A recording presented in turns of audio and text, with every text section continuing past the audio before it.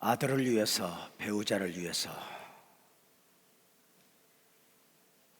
정신없이 살아왔는데 나는 누구이지? 이러다 죽는 것은 아닐까? 죽으면 어떻게 하지?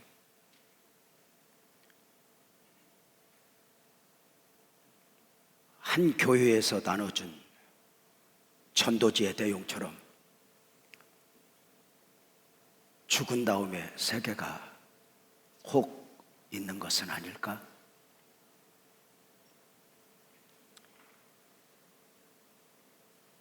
그래서 어쩌면 나에게 하나님이 필요한 것은 아닐까? 조금 전 우리가 함께 보았던 스킷 드라마가 던져준 질문입니다. 이 질문 안에 우리가 왜 예수님을 믿어야 하는가? 각자에게 답을 주고 있었습니다. 오늘 새 가족으로 오신 분들, 누군가의 초대로 방문해 주신 분들, 여러분 모두를 환영하고 축복합니다. 오늘 이 예배는 순서마다 여러분들을 위해 준비한 것입니다. 어느 한순간 주님이 보여지고 느껴지는 가운데 누구에겐가 돌이켜보면 인생 최고의 날로 이 날이 기억되면 좋겠습니다. 하나하나의 작은 점들이 모아져 선을 이루듯이 하루하루의 날들이 모아져 과거 그리고 현재의 역사가 되고 하루하루의 삶들이 모아져 각자의 인생이 됩니다. 각자의 삶에는 지나온 날 과거가 담겨 있고 오늘을 살지만 오늘만 있는 것이 아니라 미래의 삶 또한 담겨 있습니다. 지나온 날 여러분의 삶은 어떠하셨습니까? 아니, 앞으로 맞이하게 될 여러분의 미래, 앞으로의 날들은 어떤 날이었으면 좋겠습니까? 사실 과거를 바꿀 수는 없습니다. 그러나 과거에 대한 생각이 바뀔 수 있다면 그것은 은혜이고 축복입니다. 그 과거의 생각이 바뀌면서 어쩌면 앞으로 살아가야 될 미래를 축복으로 담아낼 수 있기 때문입니다. 종종 청소년들을 권면할 때에 이렇게 이야기합니다. 그대들은 인생을 준비해야 할 때이지 인생을 즐길 때가 아니라고 말입니다. 인생을 준비해야 할 때에 인생을 즐기는 쪽으로 방향을 잡고 사노라면 언젠가 슬픈 눈물을 흘릴 수 있다고 말입니다. 2부 예배 마치고 교회를 방문한 한 젊은이가 저를 찾아왔습니다. 그는 로스쿨을 졸업했고 변호사가 되기 위하여 애를 쓰는 형제입니다. 목사님, 저 좀 만나주세요. 제가 어떻게 해야죠? 짧은 순간이지만 그 질문에 많은 것이 담겨 있었습니다. 저는 순간 그에게 토끼와 사자 이야기를 해 주었습니다. 사자가 굶어 죽을까? 토끼가 굶어 죽을까? 힘센 사자가 굶어 죽는다고 말입니다. 왜요? 사자가, 호랑이가 자기 힘만 믿고 놀망놀망 살다가는 언젠가 굶어 죽게 된다고 말입니다. 왜냐하면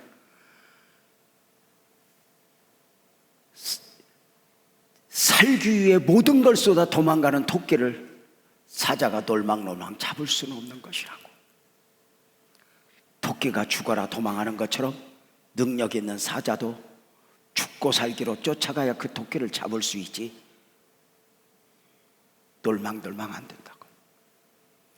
당신에게 능력이 있다면, 그대에게 남보다 재주가 있다면, 공부 많이 했다면 저절로 이루어지는 세상이 아니라고. 그러면 돼요, 목사님? 글쎄,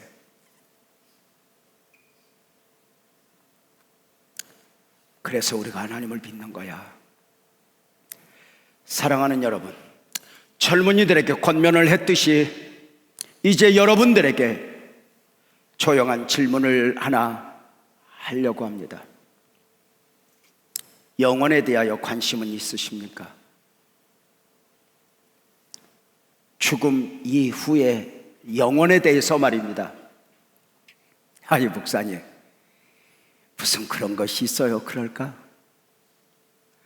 영혼에 관심이 있다면 그 영혼을 준비하고는 있습니까? 만약에 영혼을 외면하거나 영혼을 준비하지 않고는 언젠가는 슬픈 눈물을 흘리게 될 것이라고 성경은 말하고 있습니다. 우리 예수님이 열처녀 비유를 말씀하셨습니다. 마태복음 25장 1절 2절이죠. 그때 천국은 마치 등을 들고 신랑을 맞으러 나간 열처녀와 같다 하느니 그 중에 5은 미련하고 5은 슬기 있다고 말입니다. 미련하다 명명되어진 5처녀와 슬기 있다 명명되어진 5처녀의 기준이 어디에 있는가? 마지막 때 영원을 준비하는 삶을 살았는가입니다. 언젠가는 마지막이 올 거야 하면서도 그 마지막을 가벼이 여겼던 처자들이 슬픈 눈물을 흘렸다는 것입니다. 존경하고 사랑하는 성도님들, 오늘 초대받아 오신 분들, 여러분들의 지나온 삶의 날들은 어떠하셨습니까? 지나온 삶의 날들이 여러분에게 무엇을 권면하고 있습니까? 사람들마다 종종 대화를 하노라면 특히 여성분들은 이렇게 말합니다. 내가 책을 써도 몇 권을 써. 나 할 말 많아. 이렇게 말입니다. 특별히 누군가보다 고생해서가 아닙니다. 수고와 짐은 모든 인생이 감당해야 할 본질입니다. 가난할 때는 부자만 되면, 자식이 없을 때는 자식만 있으면, 그저 어느 순간 자식만 잘 키우면 했는데 그 삶을 오늘 시편 기자는 한마디로 시편 90편 10절에서 이렇게 표현했습니다. 우리의 연수가 70이요 강간하면 80인데 그 연수의 자랑은 수고와 슬픔뿐이요. 신속히간이 우리가 날아간다고 말입니다. 한때는 자랑할 것이 참 많았거든요. 근데 어느 날 늙으면 보이는 것이 있어 하듯이 또 하나의 눈이 열리면 보이는 것이 있죠. 우리의 연수가 70이요 강간하면 80이라. 그런데 수고와 슬픔뿐이라. 여러분은 여러분의 과거를 한번 돌아보십시오. 어떤 생각이 드십니까? 여러분은 얼마나 삶을 사셨습니까? 40, 50, 60, 70? 여러분의 삶을 딱 돌아보면 내가 지금까지 살아왔던 그 마디마디에, 삶의 마디마디에 무엇이 보입니까? 나는 고생 많이 했어. 나는 고생 많이 했어. 고생만 보인다면 어쩌면 죄송하지만 앞으로 여러분의 삶에서도 그 마음에서 벗어날 수 없습니다. 돌아보십시오. 왼수가 보입니까? 마디마디 나를 힘들게 했던 사람들, 고생하게 했던 사람들, 하여튼 이런 생각 있잖아요. 내 주변에 멀쩡한 건 나 혼자라고. 어떠십니까? 어쩌면 여러분 앞으로의 삶도 별반 다를 바가 없을 것입니다. 더 좋은 환경이 해답이 아니기 때문입니다. 예수 안에서 삶을 살면서 배우는 게 있습니다. 더 좋은 환경은 없다, 더 좋은 사람은 없다, 이렇게 말입니다. 모든 상황 속에서 창조주이신 영원자이신 하나님을 품고 살면 그곳이 광야여도 광야가 아닐 수 있고 사막이어도 사막이 아닐 수 있지만 하나님과의 관계가 문제가 생기면 어느 순간 정신없이 꾸몄던 그 에덴 동산이 아니게 된다는 사실을 말입니다. 과거의 삶을 돌아보면 은혜가 보입니까? 내가 지나왔던 모든 순간이, 내가 걸어왔던 모든 걸음이 은혜여서 은혜가 보입니까? 중요합니다. 왜요? 앞으로의 삶도 내 재주, 내 능력이 아니라 결국은 은혜여야 하기 때문입니다. 여러분은 어떤 삶을 살아내셨으면 좋겠습니까? 최고의 삶을 살았던 한 사람, 솔로몬을 소개합니다. 그 솔로몬이 나이 많아 늙어 자신의 삶을 전도서 1장 2절 3절에서 이렇게 정의했습니다. 전도자가 이르되 헛되고 헛되며 헛되고 헛되니 모든 것이 헛되다다. 내가 해 아래서 수고하는 모든 수고가 무엇이 유익했던가, 이렇게 말입니다. 헛되고 헛되며 헛되고 헛되니 모든 것이 헛되다다. 솔로몬이 인생을 잘못 살았기 때문입니까? 아니요. 그는 왕 중의 왕이었습니다. 그는 최고의 지혜자였습니다. 모르는 거 있어? 솔로몬에게 물어봐. 어떻게 살아야 되는지 몰라? 솔로몬에게 물어봐. 이렇게요. 그는 최고의 부자였습니다. 누릴 것을 다 누렸습니다. 그런데 솔로몬은 나이 많아 늙어 자신의 삶을 이렇게 정의했습니다. 헛되고 헛되며 헛되고 헛되니 모든 것이 헛되다고. 이것은 역사가 평가한 것이 아닙니다. 누군가의 평가도 아닙니다. 솔로몬 자신의 평가입니다. 문제는 솔로몬 외에 다른 사람들은 여전히 솔로몬의 영화를 꿈꾸고 있다는 것입니다. 나도 저 정도의 권력을, 나도 저 정도의 물질을, 나도 저 정도의 누림을, 정작 내가 가지지 못했던 것을 가진 사람, 내가 누리지 못한 것을 누리고 있는 사람은 어쩌면 그 누림 앞에서 이까짓 것, 그 소유 앞에서 이까짓 것 하는데, 아직 가지지 못한 사람은 솔로몬의 영화가 삶의 목적입니다. 조금만 부자가 되면, 조금만 출세가 되면. 그렇다면 솔로몬은 자신의 삶을 평가하면서 왜 헛되고 헛되며 헛되고 헛되니 모든 것이 헛되다고 했을까? 세월 앞에서 깨달아지고 보여지는 것이 있습니다.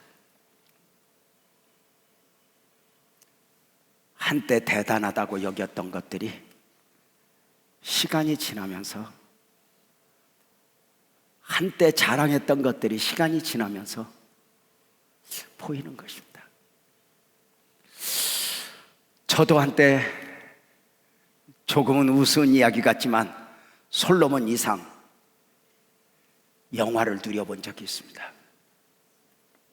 어릴 적 딱지 부자였고 구슬 부자였습니다. 제 제 삶의 닭은 창고 한쪽 구석에서 학교 갔다 와서 딱지를 헤아리는 것이었습니다. 여기에 모든 기쁨이 있었습니다. 어느 날 학교에 다녀왔더니 그 딱지가 누이를 통해서 아궁이에 다 들어갔습니다. 내 딱지가, 내 재산이, 내 가치가 불에 활활 타오르는 것을 보고 지구에 종말이 오는 줄 알았습니다. 살아야 할 이유가 없다고 울었습니다.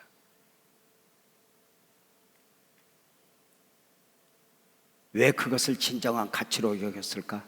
어리니까. 그보다 인생을 조금만 더 살아보면 그까짓 것 때문에 이렇게 말한다. 그 소년 시기를 지나 청소년기에 오토바이, 그 온갖 호기심 속에서 담배 한 모금, 술 한 모금, 그러면서 점점 세상에 길들여져 갑니다. 어느 순간 돌아보니 그 청소년기에 물불 안 가리고 살았던 삶이 참 어리석었구나 보입니다. 그렇다면 지금 30을 넘어 40, 50, 60, 70 삶을 살아가고 있는 여러분들의 삶의 진정한 가치는 무엇입니까? 자식 잘 키우는 거? 건강한 거? 무엇입니까? 분명한 건 오늘이라는 삶도 언젠가의 과거가 될 것입니다. 내가 지금 최고의 가치라 여기는 것들이 시간 속에서 최고의 가치가 아닐 수 있습니다. 시간 속에서 보입니다. 그렇다면 영원을 섭리하시는 하나님의 시각 앞에 오늘 우리의 무엇이 절대 필요인가 아시지 않겠습니까? 솔로몬이 자신의 삶을 헛되고 헛되며 헛되고 헛되니 모든 것이 헛되다 이렇게 고백할 수밖에 없었던 이유, 또 하나 자신의 삶에 영원하신 하나님을 놓아버렸기 때문입니다. 하나님이 왜 이 땅에 모든 것들은 유통기한이 있습니다. 음식이나 무슨 약만 유통기한이 있는 것이 아닙니다. 자동차도 사용연한이 있습니다. 모든 기계도 마찬가지입니다. 택시 운전하시는 분들이 택시를 이렇게 몰고 나면 몇 년, 몇 킬로까지 운행을 하면 더 이상 못하게 되어 있습니다. 그래서 전부 그 차들이 동남아시아로 갑니다. 사용연한이 다 있습니다. 유통기한. 우리의 인생도 유통기한이 있습니다. 육을 입고 살아가는 인생 영원하지 않습니다. 잘 아시지 않습니까? 그래서 시편 기자가 시편 92편 10절에서 그렇게 정의했잖아요. 우리의 연수가 70이요 강건하면 80이야. 열심히 살아도 거기까지야. 다 하나씩 하나씩. 아까 스키 드라마 보는데 그 이쁜 아주머니 그 TV 리모컨 누르고 여기저기 누르면서 보는 거. 이게 뭘 보기만 하면 이게 보기만 하는 게 아니라 이게 눌러야 돼. 저도 어느 날 뉴스를 보다니까 나도 모르게 무릎을 쓸어대려. 약한 곳을 만지는 거야. 하나씩 하나씩 하나씩 하나씩. 심지어 관계에도 유통기한이 있잖아요. 친구 영원하지 않죠. 배우자 곰상곰상 손잡고 우리 함께 죽어, 우리 같이 죽자. 아닌 걸 저들이 더 잘합니다. 거기까지. 자식에게 모든 걸 쏟아 거기까지. 심지어 죄송하지만 언젠가 나하고도 거기까지입니다. 내가 나인 것 같지만 언젠가 거울 보고 누구세요? 그렇게 옵니다. 아니에요? 거기까지입니다. 세상의 모든 것은 피조자, 피조물이기에 유통기한이 있습니다. 시작이 있으면 끝이 있습니다. 그 시작과 끝이 없이 영원하신 분이 있습니다. 창조주 하나님, 영원자 되신 하나님입니다.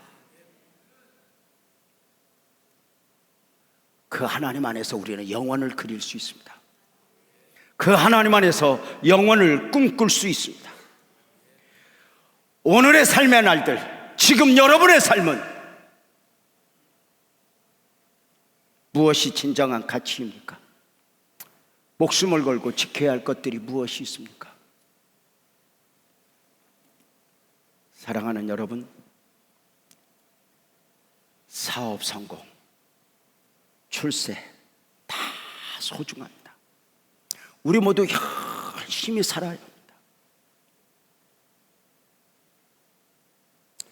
그럼에도 그것이 전부일까? 주님은 아닙니다. 신기합니다. 예수를 잘 믿으면 삶을 가볍게 여기는 것이 아닙니다. 기독교 신앙은 신앙생활입니다. 당신의 신앙은 생활 속에서 증명을 받아야 한다고 말입니다. 기독교의 영성은 수도원의 영성이 아니라 삶의 영성입니다.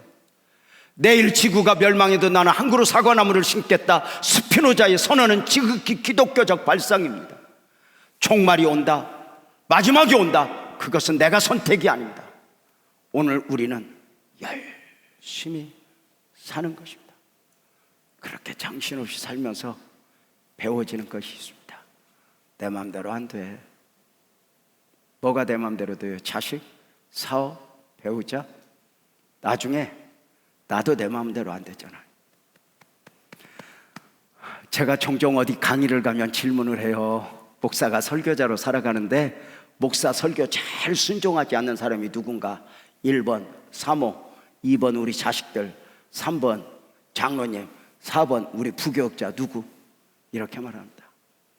목사 설교를 제일 순종하지 않는 사람은 목사 자신이라고. 내 마음대로 안 됩니다. 때로는 어떤 선택 앞에서, 어떤 결정 앞에서 치사해지기 싫은데, 그래서 내가 비워요.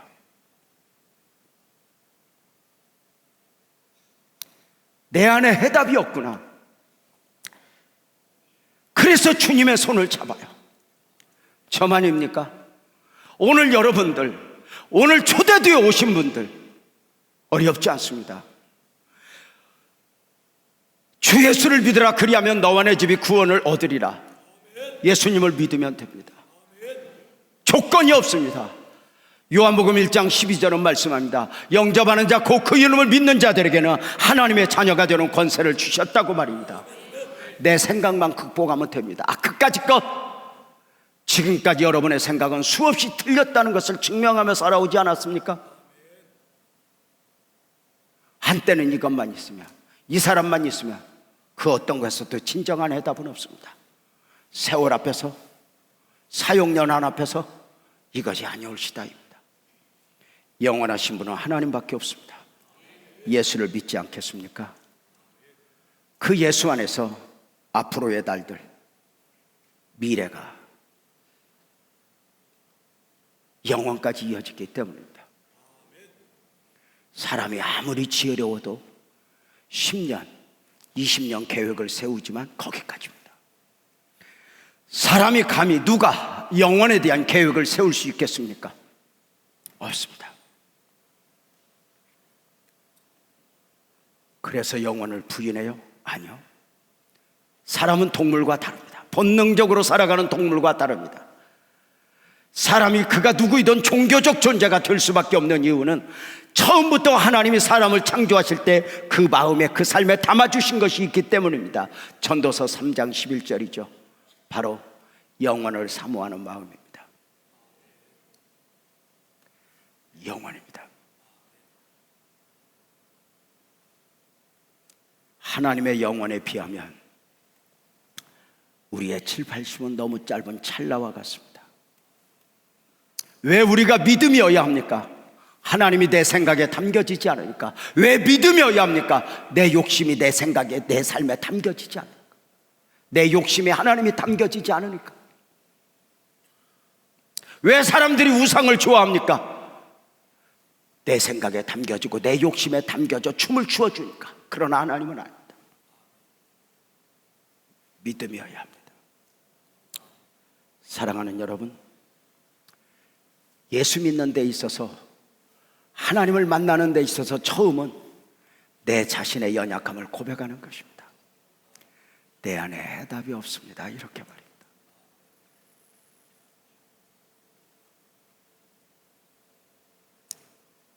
죽으면 끝나는 것이 아닙니다. 사람들이 왜 죽음을 두려워합니까? 죽으면 끝나는 줄 알기 때문입니다. 죽으면 끝나는 줄 아는 인생들이 예수님을 십자가에 못 박았습니다. 죽으면 끝나는 줄 아는 인생들은 예수님을 무덤에 가두고 우리가 이겼다 했습니다. 그러나 우리 예수님은 그 무덤에서 나는 부활이요 생명이니 나를 믿는 자는 죽어도 살겠고 무릇 살아서 나를 믿는 자는 영원히 죽지 아니하리니 내가 믿느냐라고 말했습니다. 사랑하는 여러분, 스키 드라마에서 한 노인이 이렇게 말을 했습니다. 늙어보니까 어떻게 사느냐보다 어떻게 죽느냐가 중요해, 이렇게 말했습니다. 인정하십니까? 왜 잘 죽어야 합니까? 사람들의 평판 때문에? 영원히 있기 때문입니다. 영원히. 이 땅에서 부자로 살다가 누릴 거 다 누리고 갈다가 죽으면 복된 죽음이고, 거지로 고생하며 살다가 죽으면 저주이겠습니까? 아니, 인생의 본질적 가치는 과거에 있지 않습니다.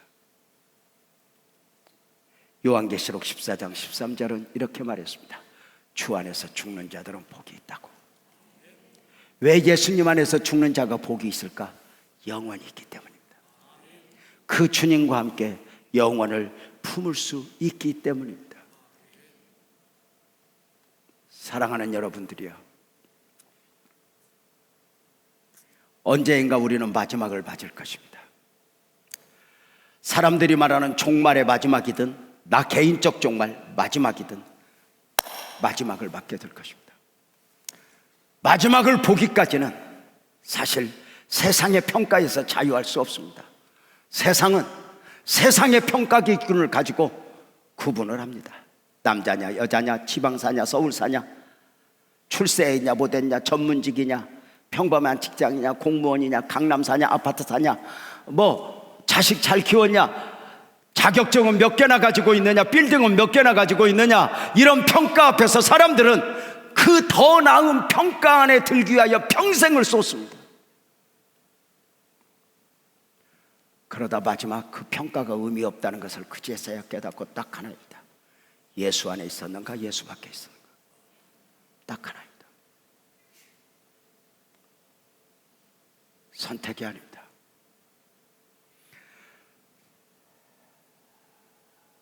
사람이 한 번 왔다가 가는 것은 정해진 이치입니다. 한 사람의 일생은 태어나서 죽을 때까지가 아닙니다. 뱃속에 잉태되는 순간부터 영원까지 이어집니다. 그래서 이렇게 정의합니다. 뱃속의 10달은 이 땅의 7, 80을 준비하는 기간이고 이 땅의 7, 80은 영원을 준비하는 기간이라고 말입니다. 영원을 준비하고 계십니까? 여러분의 삶에 영원에 대한 관심은 있으십니까? 언젠가 우리 마지막 맞을 거거든요. 모든 것이 그래요. 거기까지. 지금 설교하고 있는 목사가 개인적으로 가장 요즘에 다짐하는 요인들입니다.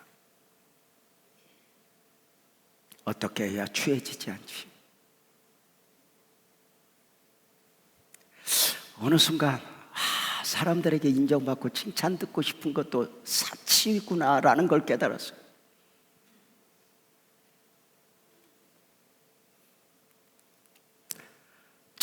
결혼식장에 주인공이 있는 것처럼 장례식장에도 주인공이 있잖아요. 다른 점은 뭘까요? 장례식장의 주인공은 주인공인데 주인공이 아니에요.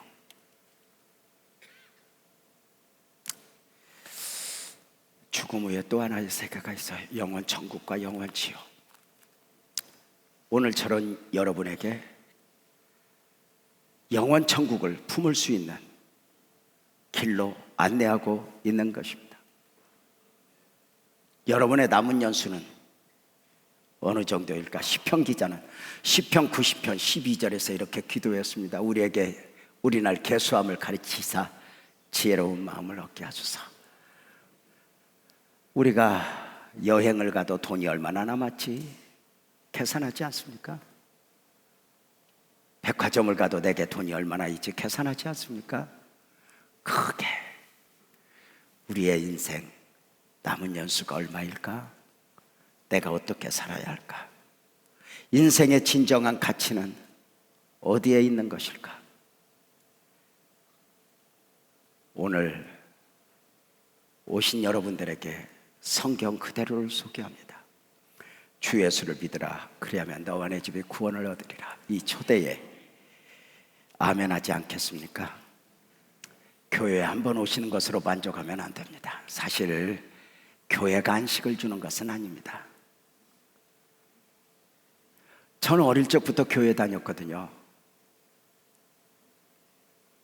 교회 가면 그 어린아이가 교회 오는 것을 보고 할머니 권사님들 또는 목사님이 저에게 권면을 이렇게 했어요. 재명아, 하나님 만나야 돼. 교회 밖에서 교회 안으로 들어오는 것도 중요하지만 하나님을 만나야 할 때 못 만나면 너는 또 교회 밖으로 간다. 좀 더 일찍 하나님을 만나거라. 늘 권면을 받았습니다. 그래서 종종 물었어요. 언젠가 권사님, 하나님 만나는 거 어떻게 만나요? 하나님 만나는 게 뭐예요? 그렇게 물으면 그 권사님이 이렇게 있다가 이렇게 말씀하셔요. 나도 몰라. 근데 만나면 알아. 왜? 영적인 것이기에 육적 언어로 설명할 수 없다.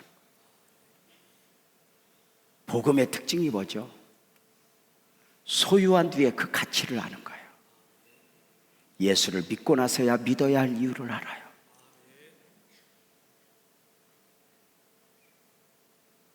영원 천국을 소유한 뒤에 비로소 인생의 가치를 알게 되죠.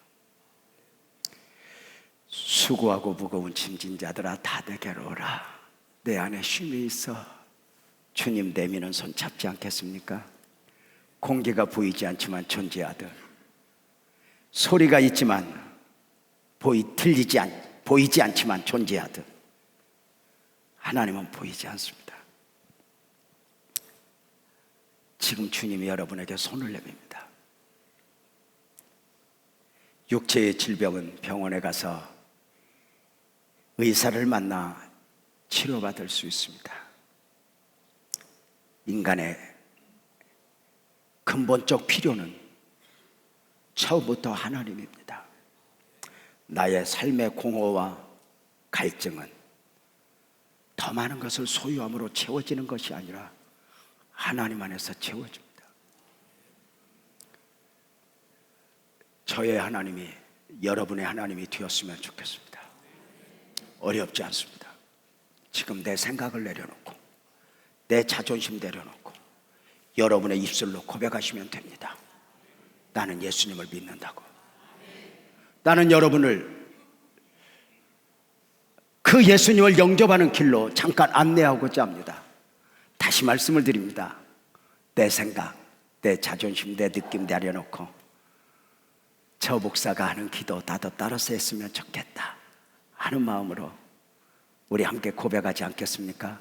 그러면 어쩌면 인생이 바뀔 수 있습니다. 어쩌면 여러분의 영혼이 또 한번 축복으로 품어질 수 있습니다. 저는 여러분과 함께 기도하기를 원합니다. 여러분도 아멘하며 함께 기도하지 않겠습니까?